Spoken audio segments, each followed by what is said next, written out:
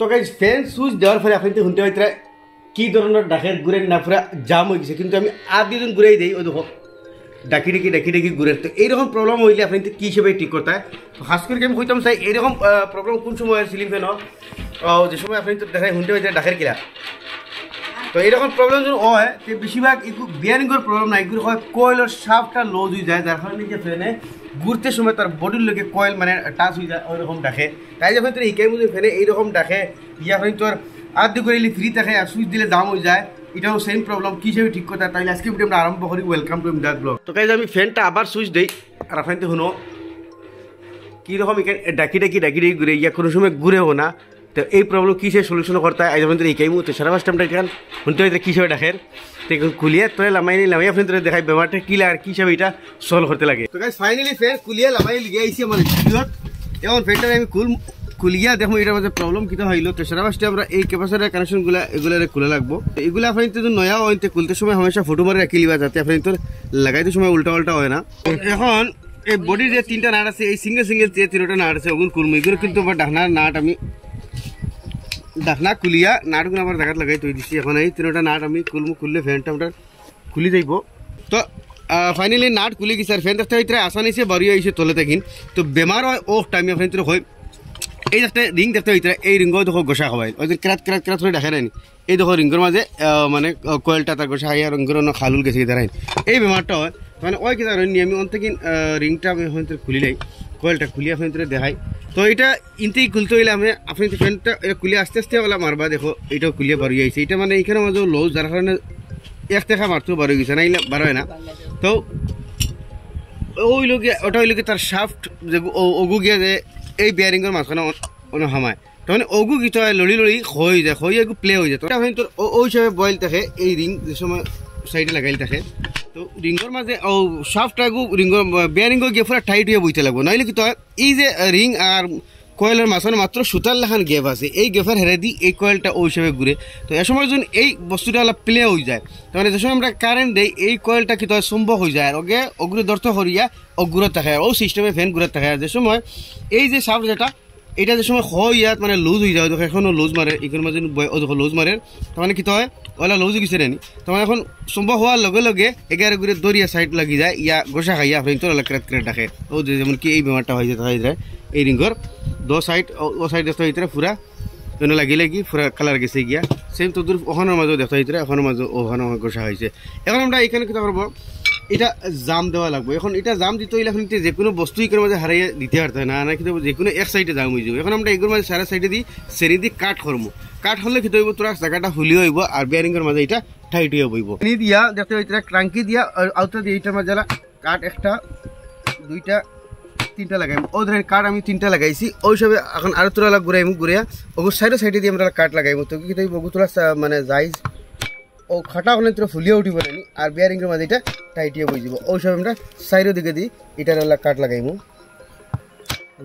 ওগুর সাইডে দিয়ে আমি কাঠ লাগাইছি দেখাইন সাইডে দিয়ে কাঠ লাগাইছি। এখন আমি এক নম্বর বিয়ারিং হারাই দেখো চাই জাম হয়নি। তো দেখতে হইতে এখন বিয়ারিংটা কিন্তু আমরা আগে থেকে জাম হয় কিন্তু আগে পুরো ফ্রি যাইতো এখন পুরো ফ্রি যাইতো না। এর বাদেও আমরা আরেকটা কাম করবো এই সাইডের যেটা উপরের বিয়ারিংয়ের জায়গা আছে এইটাও কিন্তু লুজ এক টাকা মারার লগে ভরি আইছে। তো অন্য আমরা ছোট কাঠ লাগাইমু কিন্তু ইনোর কাঠগুলো যে আমরা লাগাইমু ধরো ইনো যে আমরা কাঠ মারমু এগুলো কিন্তু একবারে হালকা মারমু কারণ এখান জায়গা অলরেডি তোরা জাম আছে যার কারণে একদম হালকাওয়ালা কাঠ লাগাইমু বেশ জোর নেয় না বা উপরের বিয়ারিং আবার হামাইতো না। তো ওগুলো সাইডে যদি লাগাই দিই তো এখন দেখো ও সাইডেও আমরা কাঠ লাগাই দিছি কিন্তু এখনও তল সাইডেও যে কাঠ লাগাইছি কিন্তু তল সাইড হাইলাই বেশি যার কারণে কাঠ লাগানি পরেও কিন্তু এটা পুরা টাইট হয়েছে না। এখন আমরা আরেকটা কাম করবো এখন যেহেতু আমরা বিয়ারিংটা অতখান জায়গা হামাই নাই তার মানে ও জায়গা এখন বেশিরভাগ খাইছে উপর জায়গা কিন্তু ওর বালা আছে। এখন তলার বিয়ারিংটা আমরা তোরা উঠেই দিলাম মানে উঠেই দিয়া মানে এটা উঠে ওটার তলে অন্য কোনো একটা বস্তু লাগাই দিব যেটা আর কি মানে বিয়ারিংটা পুরো তলে যাইতো না। আর মানে কি আমি এখন বিয়ারিংগুলো লাগাই দেখাই যেমন কি এই বিয়ারিংটা আমরা অতখান হামায় তো অতখান জায়গা খাইছে কিন্তু উপরে জায়গা খাইছে না। এখন আমরা বিয়ারিংটা উঠে বিতে হারাই তোলা দিলে অলরেডি তাই আমরা কি করবো জায়গাটা টাইট হয়ে যাব। তোমরা এই তলার বিয়ারিং খুলতে হইলে পুলার লাগে তো আমি পুলার দিই বিয়ারিংটা খুলিলাই। আর আপনার কিছু পুলার থাকে না তো তলার বিয়ারিং কিলা বিনা পুলারে খুলতে এটাও আমি আমার চ্যানেলের মাঝে ভিডিও দিচ্ছি আপনার আমার চ্যানেলের মাঝে গেলে দেখতে পারবা যে বিনা পুলারে এটা না হইলে কি হিসাবে তলার বিয়ারিংটা খুলতে হয়। তো দেখো বিয়ারিংটা আরামসে পুলারে বাড়িয়ে গেছে আর এগুলো পুলার হইতে ইলেকট্রিক শপও দোকানও আপনি বড় বড় দোকানও খাই লিবা 150 টাকা নিব, 120-30 টাকা নিব। দেখো বেয়ারিংটা বার হয়ে গেছে, পুলার এই লিভারটা টান দিলাম, বেয়ারিংটা আমরা বার হয়ে গেছে। তো আমরা এই বেয়ারিং উঠাই তৈলে, এই বেয়ারিংয়ের তৈলে আমরা কিছু দেওয়া লাগবো। ওই রকম দেখতে ভিতরে মোটা আমার কাছে তার আছে, তো হিসাবে আপনি মোটা তার ইউজ করবা। তো তারটা ঠিক ও মাফে আমি ফেলানো লইলাই, ও মাফে লই তখন লাগে তখন আমি খাটিয়ে আনো বই দিম, মানে অতখান হয়েছে তখন আমি খাটিয়া এটার মাঝে বই দিম। তো কি আমরা বেয়ারিংটা উফরে দিয়ে উঠিয়ে থাকবো। তো আমি তারটা ভিতরে বই দিই, পুরা মাফে কিন্তু খাটিবা যাতে গ্যাপ হয় না। ও দেখো তারটা ভিতরে বই গেছে। এখন ও দেখো বেয়ারিং আমরা পুরা নিচে কিন্তু যাইতো না, উপরে রইব। বেয়ারিংটা বই দিছি, ওয়াশার লাগাই দিলাম, কিন্তু এখন আমরা এই স্প্রিংটা লাগাইতাম না, যেহেতু বেয়ারিং আমরা উপরে উঠে আইছে। আমরা স্প্রিংয়ের এখন দোকান নাই, এখন বিনা স্প্রিংয়ে এখানে মাঝে এই কয়েলটা আমরা বইব।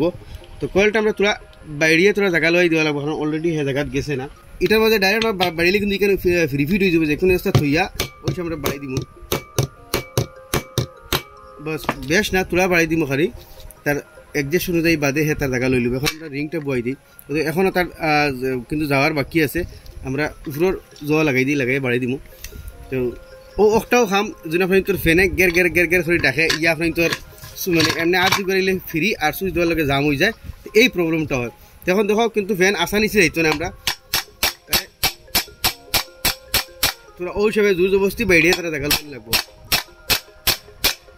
কিন্তু হে জায়গা লইব, দেখতে হইতে জায়গা লই লিছে। এখন আমরা নাট টাইট দিয়া জায়গা লইব। বেশ আবার জোরে জোরে বাড়ি বাড়ি করবা না, না ফ্যানের কয়েলের ফাত্তান ফড়িয়া ফ্যান বরবাদ হয়ে যায় আর কি, কয়েল বদাইন লাগে। এখন আমরা সাইডে সাইডে দিই তোরা করে টাইট দিয়া দিয়ে দিয়া ফ্যান মানে তার বডিরে জায়গা লইমু, মানে পুরা টাইট দিতাম না, তোরা টাইট দিমু আর ফ্যানটি ঘুরাইমু ওরাই।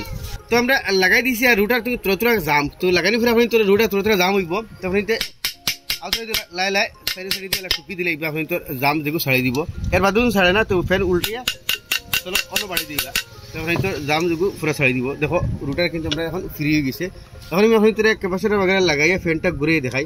আমরা ক্যাপাসিটার লাইন লাগাইতাম, আমি একটা জিনিস দেখাই ক্যাপাসিটার লাইন কি হিসেবে লাগাই। ক্যাপাসিটার এই ফ্যানের কয়েলের মধ্যে 3টা লাইন থাকে, এগু লাল, হলদিয়া আর ব্লু থাকে, এই 3টা কিন কালারের থাকে।